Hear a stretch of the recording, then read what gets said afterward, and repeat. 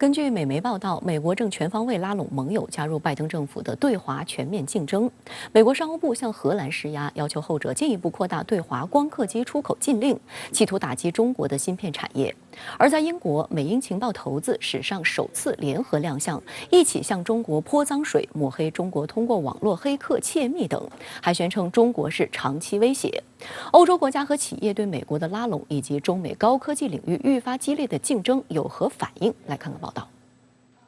彭博社周三引述知情人士消息证实，美国商务部副部长格雷夫斯于5月底到6月初访问荷兰和比利时，对荷兰政府施压，要求后者以行政手段禁止半导体制造设备大厂阿斯麦向中国出售生产芯片所需的 DUV 光刻机。今年早些时候，阿斯麦 CEO 彼得温宁克曾对此表示反对。拜登政府他也充分认识到，未来中美经济竞争的真正的这个制高点，其实呢已经不在简单的货物贸易领域，或者说不在简单的关税领域，更多的已经开始向技术竞争转变。因此，我们可以看到，拜登政府执政这1年多来，对中方的高科技企业加强了遏制的力度。报道指出，荷兰政府尚未同意拜登政府的要求，原因是担心损害与中国的关系。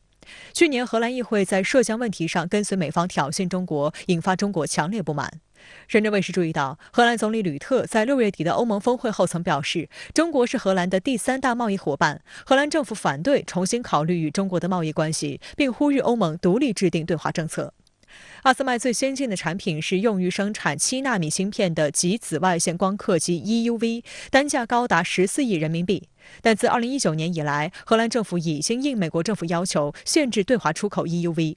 美方这次得寸进尺，要求阿斯麦对华禁止出口比 EUV 落后一代的深紫外线光刻机 DUV， 单价约合人民币2亿元。尽管 DUV 比 EUV 落后一代，但仍是制造汽车、手机、电脑以及机器人所需的非先进芯片的主要设备。据不完全统计显示，中国企业在过去大约1年时间里，向阿斯麦购买了约100台 DUV。今年第1季度，阿斯麦对华出口占全球销售的比例由16%强劲增长至34%，中国一跃成为阿斯麦最大的市场。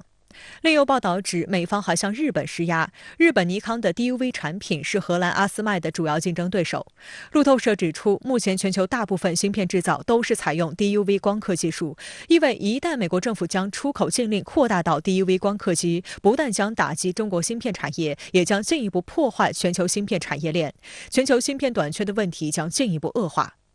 美国《纽约时报》周二报道称，美国官员正图谋利用在俄乌冲突后制裁俄罗斯的经验，联合伙伴国家扩大对中国的出口管制。但该报警告称，中国是世界第2大经济体，广泛的出口管制可能会对全球商业造成严重破坏。许多与中国有着深厚贸易关系的国家可能转而抵制美国的长臂管辖。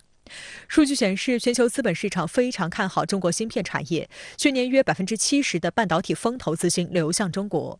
拜登政府出于地缘政治对抗，出于大国博弈的考虑，对中国呢施加所谓的出口禁令。说到底呢，还是害怕中方在技术领域对美方呢实现了赶超。但是呢，中方或者说中国市场是全世界最大最有潜力的消费市场，任何美国企业或者美国的盟友，实际上都很难忽视中国市场这样一块巨大的蛋糕，都很难完全围着拜登政府地缘政治对抗的指挥棒来转。观察认为，拜登政府对中国高科技企业搞小院高墙式围堵正愈演愈烈。